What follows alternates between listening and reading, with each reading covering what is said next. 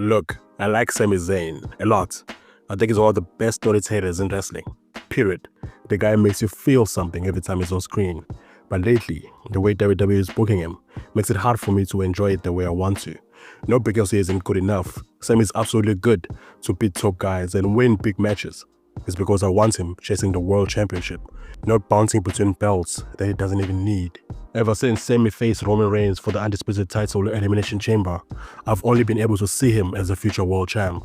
That moment was lightning in a bottle. The crowd, the story, the emotion. Even though he lost, it cemented him in my head as a main eventer, told the card dude. That's the level I expect for him now. But after that, the pattern started. It always feels like they set him up for one thing and then give us something else. Great examples: WrestleMania 39, Sami and Kevin Owens beat the Usos for the Undisputed Tag titles. It was emotional and historic. I loved it, but it still felt like a detour from the world title direction that we all felt brewing after Montreal. Then fast forward to WrestleMania 40, Sami beats Gunther for the Intercontinental Championship. That ends the longest IC reign ever. Insane moment. The crowd went nuts, but even then I remember thinking, why these belts? Why now? Because for me, once we've brushed and close to the world title, anything feels like a side quest. And he kept going. He lost the IC title to Braun Breaker later this summer, which kind of confirmed my fear. These mid-card title runs feel like a temporary parking lot for someone who should be on the highway straight to the top. Now jump to right now, August 29. Sami just won the United States Championship on SmackDown in Lyon, France, beating Solo Sikoa in the main event. Big pop, big celebration. Triple H raising his hand, the whole deal. Awesome night. But again, another beat that it doesn't need to be over. Sami is already over. Him holding a US title doesn't make him. It uses him to make the belts and story around him feel bigger. And I get why WWE does that. And it still bugs me. Here's the heart of my point. Number one, I don't doubt Sami. When he beats someone like Gunther or Solo Sikoa, I'm not thinking he isn't good enough. I'm just thinking he's good enough for the world title. So why isn't he chasing that? Number two, WWE keeps giving him belts he doesn't need. Sami doesn't need the IC or US title to be relevant. He's a top guy without any gold. When he holds this belt, it's often to boost the belt or carry a division, not to move his story towards the peak of the Montreal setup. That's why even when he beat Gunther at WrestleMania, a part of me went, why? Because it felt like a side road, not a main road. Number three, take shine from people who do need those belts. Mid-card titles should be used to level up rising stars. People like Braun Breaker, Ilya Dragunov, or whoever is next in line. Giving Sami those belts is like giving a ladder to someone who's already on the roof. Meanwhile, newer names need those first big title moments to climb. We literally saw Breaker use Sami's IC title run as a springboard when he took it off him. That's what I want mid-card titles to do consistently. Number four, the setups tease the top, then swerve. WWE will hit Sami up like it's headed to the world title program, then pivot. After ending Gunther's record reign, it turned into feuds and defenses, and then a loss to Breaker. Now, after a big summer feud and a solid SummerSlam win over Karrion Kross, he gets shifted to SmackDown and wins the US title the week before Clash in Paris. Great TV, but it's another detour away from the top prize. Let me be fair for a second. There's a positive way to read this. Sometimes the US title or the IC title is a stepping stone. It keeps Sami hot in main events and in front of crowds that love him. If WWE uses this US title run to slingshot him into the world title feud, cool. If the plan is Sami conquers Solo, then rise that momentum to the big one, I'm in. That's the best scene scenario. But here's why I'm annoyed. We've had 2.5 years of proof that Sami can anchor the main event story. Montreal 2023 showed it. WrestleMania 39 Tag Team showed it. Ending Gunther's IC title showed it. The crowd trusted already there. So why not pay it off with an actual world title chase instead of another belt he'll make awesome for 3 or 4 months before passing it on? And no, this isn't me hating on the US title win. The match was fun, the finish was clean, and the reaction was huge. Even Kevin Owens dropped a funny line about it afterwards. It's not about quality, it's about direction.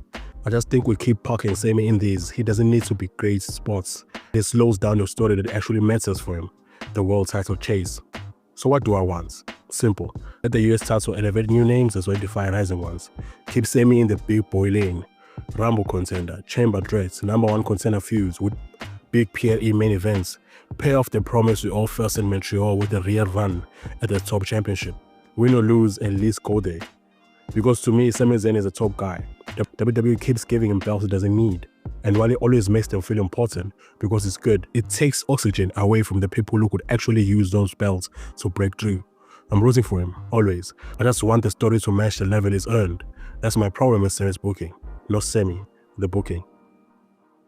Let's recap Raw. I might be tripping here, but I think Logan Paul has actually started to get wrestling heat. Not just the I hate the outsider kind of heat. There's a big difference. When Logan Paul first came in, people booed him just because he wasn't one of us. He was a YouTuber, the outsider trying to take wrestling shine. But now, he's putting in the work, he's bumping, he's learning, and more importantly, he's sticking around. And to me, they changed the vibe.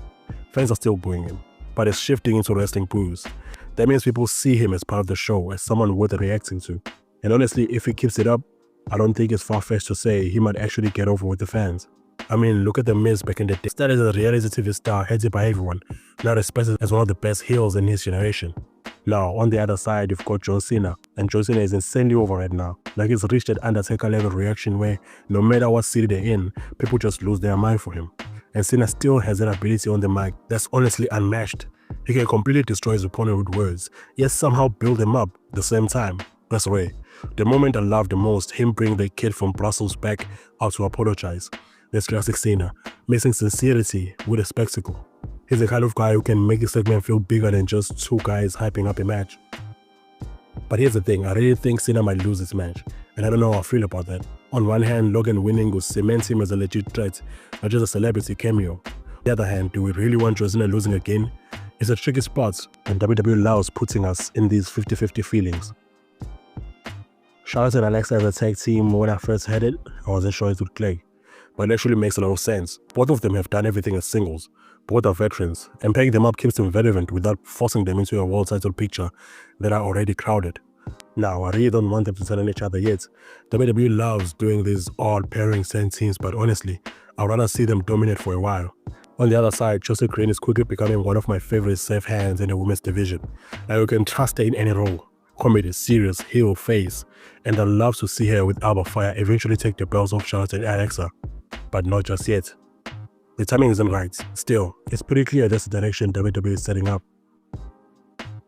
This is straight up squash match for Michin, which honestly I didn't expect. Kiana James being fed like that was surprising. I don't know why WWE booked it this way. Maybe it was just a fill time or pad Michin's momentum heading into Clash of Paris. Could even be some kind of sets the record straight moment, since they're trying to hype Clash as historic. But here's my bigger problem. What's going on with Julia? Her reign as Women's Intercontinental Champion has been completely forgettable. I literally forgot she even had the belt. And that's not good. The belt doesn't feel important. And Julia hasn't been given the spotlight she deserves. And now, with Michin on the mix, I don't think she can elevate it either.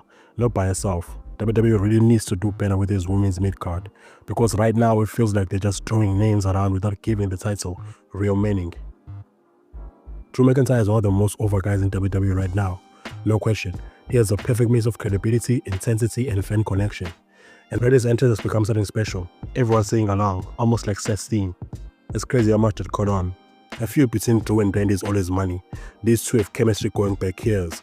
The only problem, I don't really know why they're fighting right now. It feels like random. But if the whole point is to keep Drew busy until Cody comes back, then I'm okay with it. Because Cody versus Drew down the line, that's where the money is. So let me say this clearly, the Street Profits are the top 5 WWE tag teams of all time, period. Their consistency, their charisma, their match quality, it's all there. They've done it all, and they're still fresh every single time they come out. Now, here's the thing, I actually like Melo and Miz together. I know Melo's being underused, he should be a single star at the highest level, but I love the pairing anyway, it works for me. But I'm also realistic. I don't see where they go long term. Maybe Melo breaks out big after this, Miz keeps being Miz. But it feels like WWE is already planting seeds for YS6 versus Street Profits. And honestly, I think YS6 is going to win. Even though I find the group kind of boring, WWE clearly wants them to stay strong. Now this one really made me scratch my head. Sometimes I think WWE just loves making Solo Sikoa lose for no reason. Like, why would you have him lose clean here? It doesn't make sense. And not just to anybody. To Sami Zayn, someone who literally just got drawn into the US title picture 2 weeks ago. Don't get me wrong, I love Sami. I want to be world champion, but sometimes the way WWE books him feels like they're trying too hard. Almost like they're forcing fans to sour on him. Because if you think about it, Solo's supposed to be a monster. the heir to the bloodline, the enforcer, and yet every time it looks like it's building momentum, and then they give the win to someone who doesn't even need it in the first place. Sami didn't need the win right now, so they needed it more. I always cheer Sami, but I think WWE is playing a dangerous game here. You can't keep stopping Solo's momentum and expect fans to take him seriously long term.